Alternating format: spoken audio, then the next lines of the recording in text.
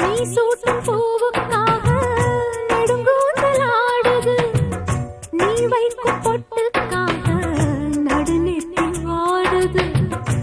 ஆத்தாடி ஒன்னத்தானே உயிர் நாடி தேடுது, காவேரி எங்கே போகும் கடல் வந்து கூடுது.